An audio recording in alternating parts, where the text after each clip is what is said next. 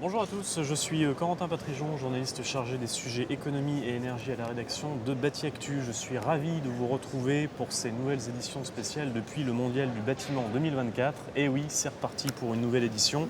Le Mondial du bâtiment, on le rappelle, c'est 3 salons, Batimat, Idéobain et Interclimat, 3 salons dédiés aux professionnels de la construction, du cadre de vie et de l'énergie qui, du 30 septembre au 3 octobre, vont pouvoir se retrouver ici au parc des expositions de la Porte de Versailles de Paris pour échanger, débattre, découvrir des innovations, peut-être rencontrer quelques ministres aussi, on verra. Le Mondial du bâtiment, c'est aussi l'occasion pour vous de nous rencontrer, nous, la rédaction, mais aussi toutes les autres équipes de Bâti Actu Group. Nous sommes là, Hall 1, stand B103, toute la semaine. Alors n'hésitez pas, venez discuter autour d'un café. Tout Bâti Actu est donc mobilisé comme d'habitude au cœur des événements qui font l'actualité de nos secteurs. Et pour commencer cette semaine particulière, on vous propose un tour d'horizon des sujets qui vont probablement faire la une dans les prochains jours. Pour en parler, je suis bien accompagné.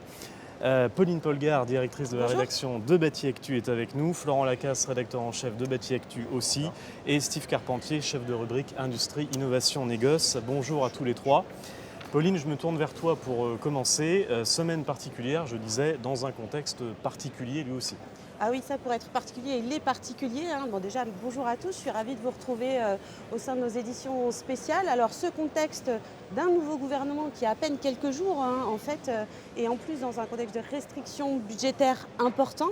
Dans ce nouveau gouvernement, on a des ministres qui ont été plutôt bien accueillis par notre secteur. Notamment Valérie Létard, pour la première fois un ministre de plein exercice du logement et de la rénovation urbaine. Donc elle a été très accueillie, c'est une grande connaisseuse du secteur du logement. On l'a vu à l'USH la semaine dernière, elle a même été applaudie. On n'avait jamais vu un ministre du logement aussi attendu. Elle suscite énormément d'espoir. Bon après, elle ne pourra pas faire de miracle, elle l'a dit elle-même.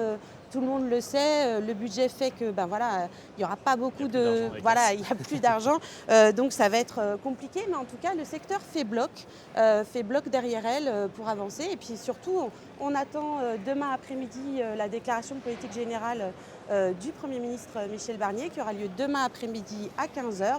Et donc on en saura un petit peu plus sur la suite. Oui, parce que le secteur est quand même dans une mauvaise passe, parce que non seulement le neuf est en pleine crise, mais la rénovation qui était jusque-là plutôt préservée, en fait le temps commence aussi à se gâter pour ce segment d'activité-là, Florent. Oui, tout à fait. Bonjour à toutes et à tous. Donc, Florent Lacasse, rédacteur en chef de Bâti Actu. Effectivement, la rénovation, ça a été une année très compliquée également. Il y a eu une première réforme de MaPrimeRénov'. Donc, MaPrimeRénov', c'est le gros booster de ce marché, si je puis dire. Il y a une première réforme qui est entrée en vigueur en janvier, qui devait vraiment mettre le paquet sur les rénovations globales, les rénovations multigestes. Ça n'a pas marché, donc le marché s'est écroulé au début d'année. Donc le gouvernement a rétropédalé, a remis du monogeste, c'est-à-dire des travaux uniques, par exemple l'installation d'une pompe à chaleur, au goût du jour en mai-juin. Donc ça a un petit peu relancé le marché, mais voilà, les acteurs sont inquiets parce qu'ils se disent en janvier prochain, on va à nouveau avoir la réforme telle qu'initialement prévue, c'est-à-dire de la rénovation globale. Et il semble que le marché a quand même du mal à se préparer à ça parce que c'est des travaux qui coûtent très cher, même s'ils sont très aidés, c'est quand même un investissement, qui prennent beaucoup de temps, etc. Donc ils sont dans l'attente et ils viennent de signer, 29 acteurs viennent de signer une tribune, une lettre ouverte à Michel Barnier. Ils ont écrit à Michel Barnier et ils ont publié la lettre vendredi, donc il y a quelques jours. Peut-être qu'ils l'ont fait exprès juste avant Batimat, bon, je suppose que oui, où ils demandent justement à ce que MaPrimeRénov' soit maintenue l'année prochaine telle qu'elle existe aujourd'hui, c'est-à-dire avec par exemple la possibilité de faire des travaux uniques dans les passoires thermiques, qui est un sujet un peu polémique, mais enfin en tout cas le secteur le demande pour que ça puisse continuer à soutenir l'activité. Donc voilà. Espérons que des ministres viendront peut-être apporter des réponses dans les jours à venir. Peut-être, on verra ça, on suivra ça comme d'habitude sur Bâti Actu. Alors l'inquiétude, elle est sans doute aussi présente chez les industriels, parce que le mondial du bâtiment, c'est aussi le rendez-vous des industriels, dont les innovations vont sans doute être scrutées à l'heure de l'urgence climatique, de la transition énergétique, tout ça dans un contexte économique difficile. Selon toi, Steve, qu'est-ce que les allées du salon nous réservent ? Alors bonjour à tous et à toutes. Alors un salon, il faut comprendre, c'est un endroit où les industriels présentent leurs innovations, leurs nouveautés, leurs évolutions de gamme et puis parfois des technologies de rupture. Et les visiteurs, comme n'importe quel salon, le salon de l'automobile, le salon du street food, peu importe, on vient y découvrir quand même des choses.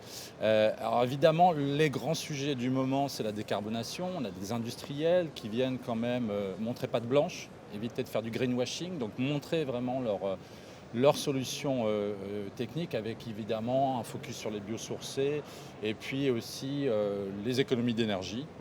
On va le voir aussi notamment sur Interclimat. Il faut savoir que le mondial du bâtiment, c'est IDE Aubin, Interclimat et Équipe B. Mais sur Interclimat, c'est le hall, on va dire, le salon des énergies.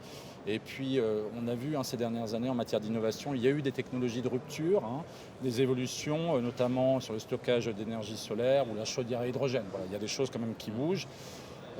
Donc, on attend beaucoup. Et c'était d'ailleurs un salon qui avait beaucoup de visiteurs il y a 2 ans. Je pense qu'encore aujourd'hui, avec la thématique du surcoût de l'énergie, il va y avoir encore du monde.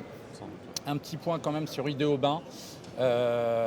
C'est un espace effectivement où on aimerait peut-être voir un peu plus d'évolution sur la gestion de l'eau, l'économie de l'eau, la valorisation des eaux grises, des eaux noires, des eaux usées, parce qu'il y a 2 ans, ça pêchait un peu, on va dire. Donc moi j'attends beaucoup de cet endroit. On parle beaucoup d'énergie, mais il faut aussi parler de l'eau. On en a parlé à Bâti Actu. Voilà, c'est à peu près ce que j'attends. Et puis des industriels peut-être qui nous disent s'ils sont optimistes sur leur secteur. Nous donner peut-être un peu de vibe, parce qu'on sait que ça patine, et aller les voir. Généralement, un salon, ils sont heureux d'être là. On va voir ce qu'ils ont à nous dire aussi, comment ils sentent le marché. Voilà, nous donner un petit peu d'optimisme et puis leur rendre aussi un peu d'optimisme avec nos sujets. Voilà. Alors on verra si la vibe sera au rendez-vous ou pas. Dans tous les cas, Pauline, tous les professionnels qui vont venir là pendant 4 jours vont sans doute chercher à montrer un front uni. Ah oui, ça totalement. Je vous le disais, le secteur fait bloc. On est dans une période de crise du logement, de la construction neuve, une période d'incertitude. Tout ce qui demande, c'est de la stabilité et de la lisibilité sur ce qui va arriver. Mais on le voit maintenant, enfin voilà, le temps d'un secteur en silo, c'est terminé. La collaboration est essentielle. Donc voilà, ils sont dans cette idée de se rassembler, de montrer front uni pour tout cela. Et puis c'est un peu aussi ce qu'on aime faire à Bâti Actu. On rassemble l'ensemble de la filière. C'est informer et connecter tout le monde. On est très heureux de le faire ici au sein de ces éditions spéciales. J'invite tout le monde à venir nous voir. Voilà, on aura plein d'interviews, de tables rondes. On va parler d'actualité et bien sûr, on suit tout ça sur Bâti Actu sans problème. Évidemment. Merci Pauline, merci aussi à Steve et à Florent. Merci à vous d'avoir suivi ce brief de la rédaction de Bâti Actu. Donc vous l'aurez compris, le programme des éditions spéciales depuis le Mondial du bâtiment 2024 va être riche. Vous avez l'habitude maintenant, vous restez branchés sur Bâti Actu pour ne rien rater de l'actualité. Merci, à très vite.